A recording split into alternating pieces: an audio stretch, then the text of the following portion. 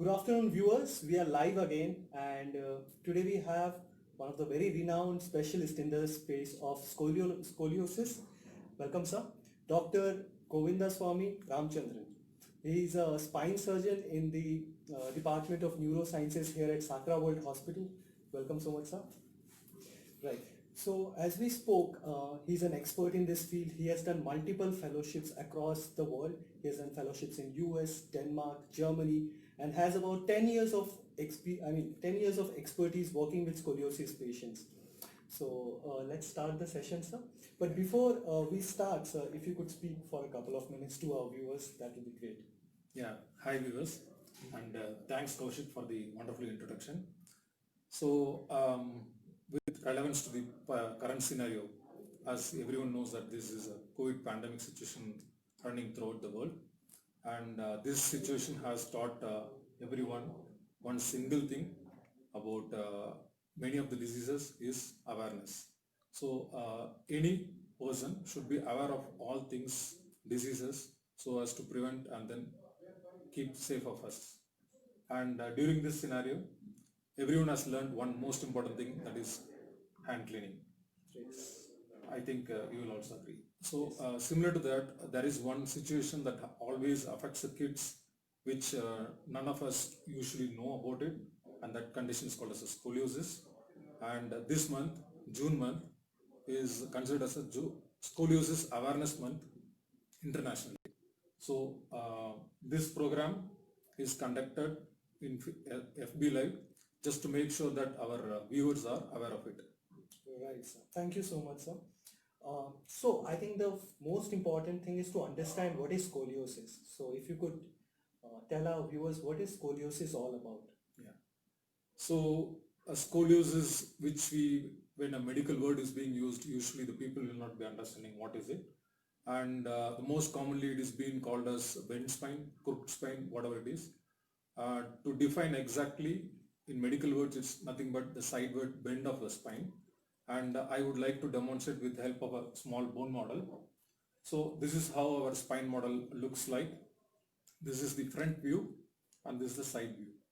Okay, and these are the bones which we feel at the back of our body.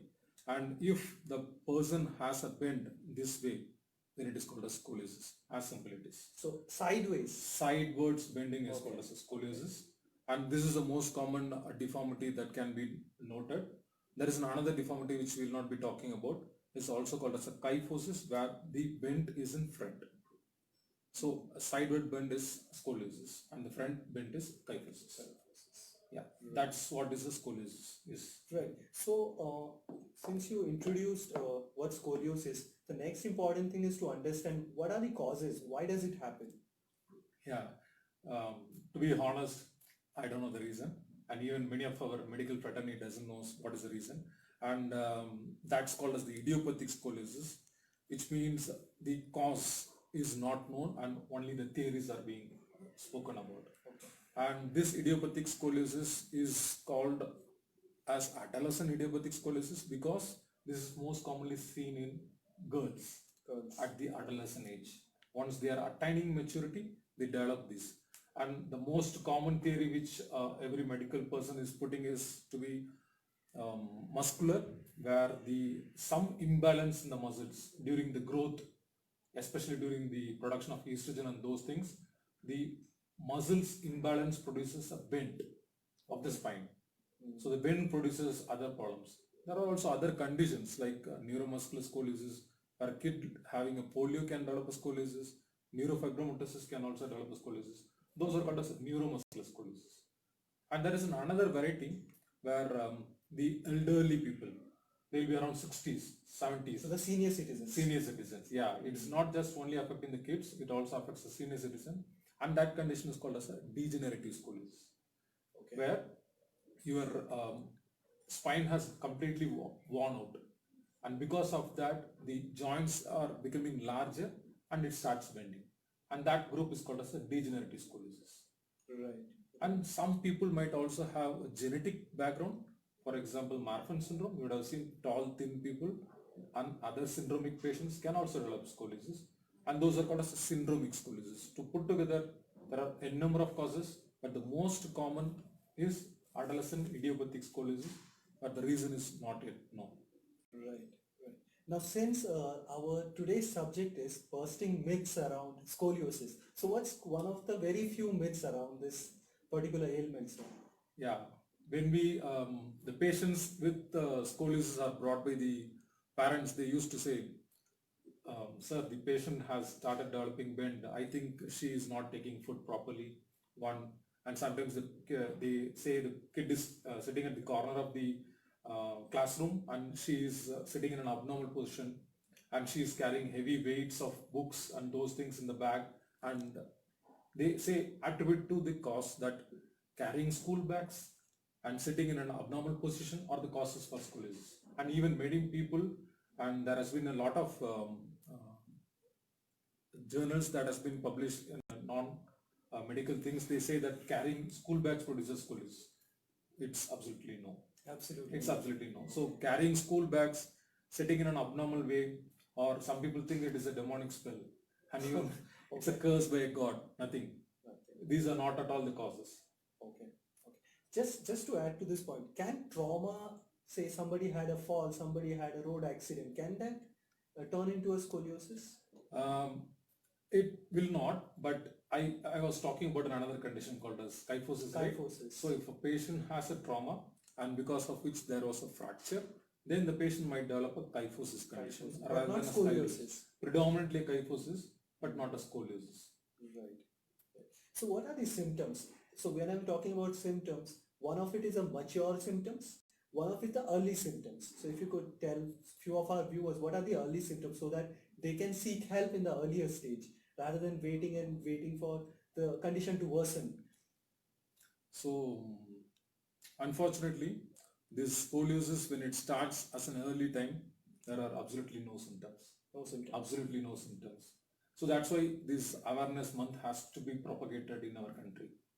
The June is being celebrated, and there are no much screening programs because even a kid of our home, a neighborhood kid, can have a scoliosis, but there won't be any symptoms. So to identify those people, the most important thing is the screening.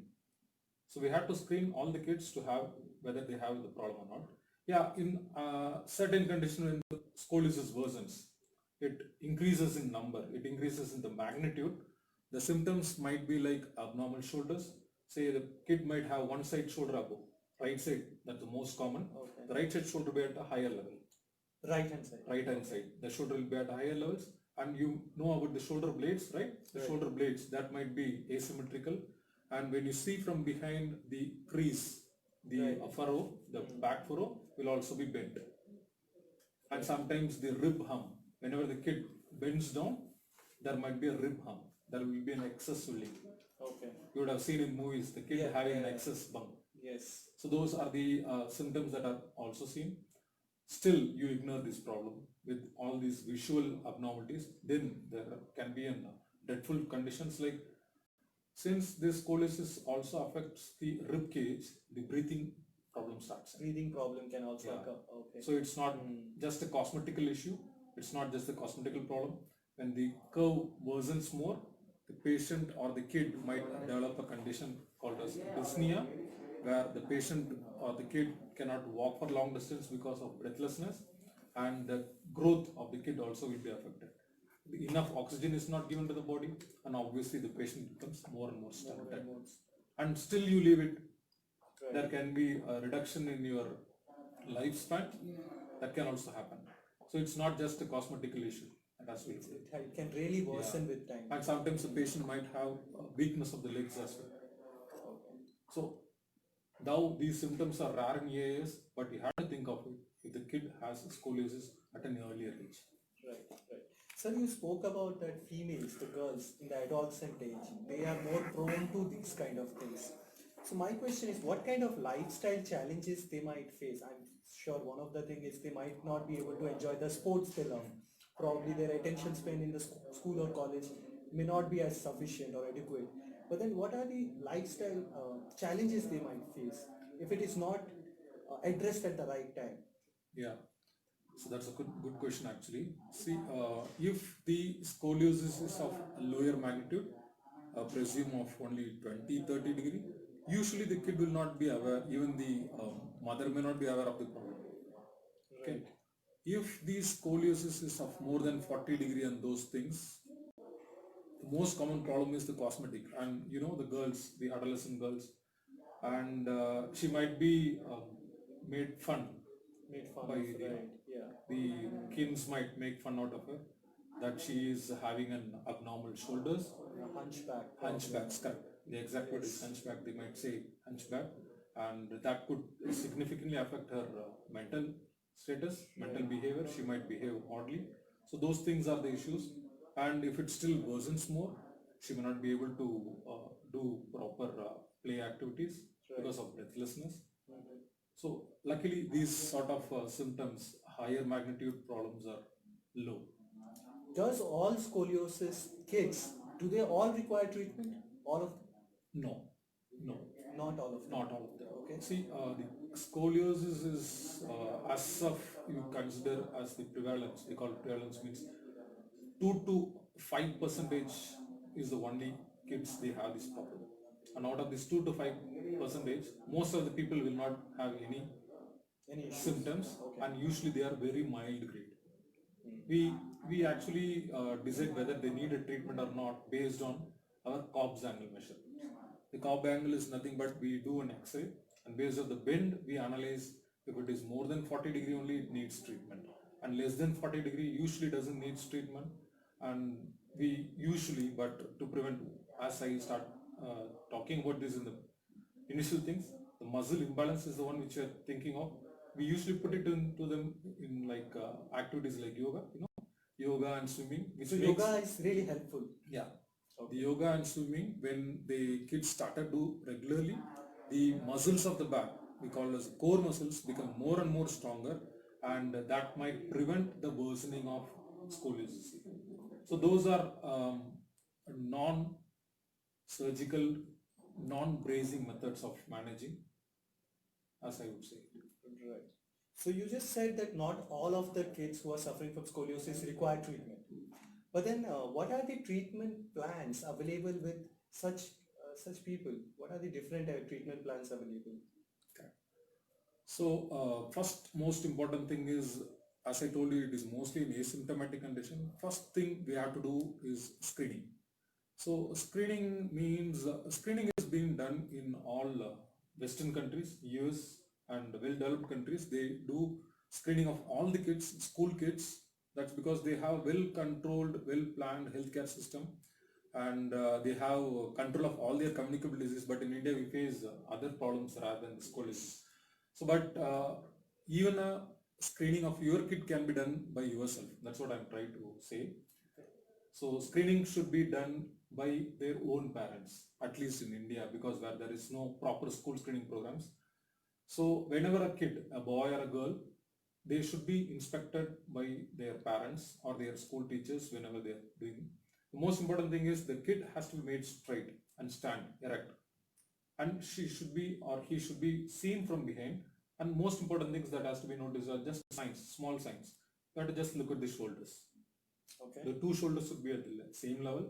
It should be symmetrical. Symmetrical, exactly. It should be the same level. The shoulder blades should be at the same level. And when the kid is standing in an attention position, the arm gap, the gap between the hand and the body, waist, should be equal on sides. Sometimes she might be standing in an abnormal position, and the hip should be in the same range. So this is a simple way of examining your own kid, so that you can identify early. And one more thing is, make her to bend forward or him to bend forward and just look from behind. This is to see the hunchback. Yeah. You cannot see a hunchback when the kid is standing, but when she bends or he bends, there might be a hunchback. So these little pop out. Yeah, that pop up, that has to be seen. So once you identify these things, which means the curve will be definitely a little higher degree. So those are the kids which needs a treatment. Right. So once they come to us, we do a proper examination, clinical things, which we measure as well. Like we have an like a protractor, we have a goniometer.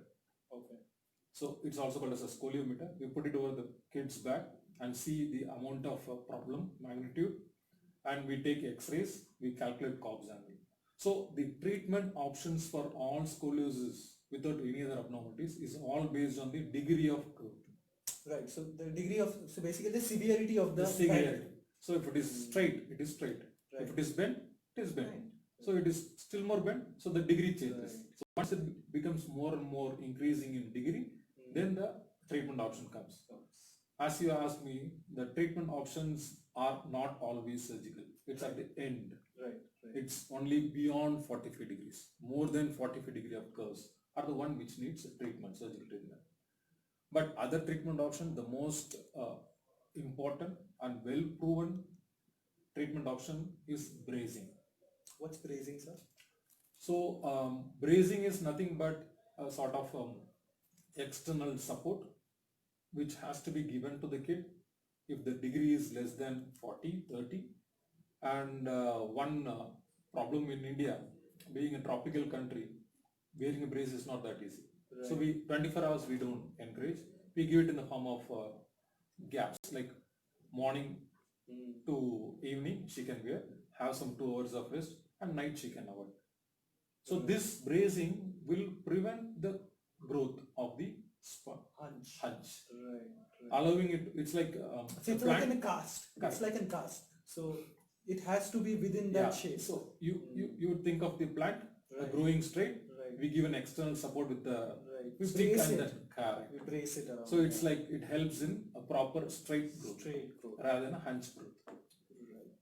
So my next question is, will the kid have restricted growth after the surgery? Because we spoke about the non-surgical way of managing it, and we spoke about that probably the last way to cure this is a surgery. So then the question is, will the growth of my child be subjected to negotiation or something? So as I told you once again, surgery is at the last resort when the curve becomes more than 45 degree. And the next most common question the parents ask is, will my kid becomes shorter after surgery? If at all surgery is indicated, if the kid becomes shorter, I would say presume the kid has come to around 110 centimeter. Once you do a surgery, the kid will rise up to 118 centimeter. It increases in height. So it's the other way around. Yeah, it's the other way around. This is a hunch. So the height is obviously low. When you straighten compromised, yes. It is increasing in height. Yes. And there are other options like there are growth rod techniques where, especially in kids of less than 8 years, we can do specialized surgeries. It not only corrects the deformity, it allows the growth of the spine and to have a normal growth here. So surgery doesn't mean the kid will be retarded in height. They will be definitely growing like a normal kid. Sure. Can the kid be normal after the surgery? So the question, to put it across to you, what's the duration after the surgery to a normalcy of the life? Say today the kid is absolutely fine, has this issue, is not able to enjoy his favorite sport. After the surgery, when can he go back to his normal life, where he's enjoying the favorite sport, going to school, having a perfectly normal life? Yeah. So once the surgery is indicated, usually, most of the times the people think kids won't be tolerable to pain. They are well tolerable when compared with an adult. We see a lot of scoliosis kids, they have much more pain tolerance than the counterpart adults. So thing is, once they get operated, the usual stay will be like 1 or 2 days only in the hospital, and getting back to the routine activities, they can go to the school in 5 to 7 days. That's a maximum. 5 to 7 days. Yeah, they'll be going back to the school in 5 to 7 days, but usually we allow these sort of surgeries during the summer holidays. But once they are end of 1 month, they will be going back to all sort of routine activities except contact sports. So no contact. So contact sports are the one which there are chances to fall. So the contact sports will be allowed at the end of 3 months. So absolutely there won't be any bed rest. So just that 7 days. That too, even no bed rest. No bed rest. No bed rest. So the next day the kid will be walking around, and by third or fourth day, once the pain reduces, they will be going back to their routine physical activities. And by end of 10th or 15th day, if they are in the school time, they can go to schools. and at the end of 3 months they'll be into contact sports even.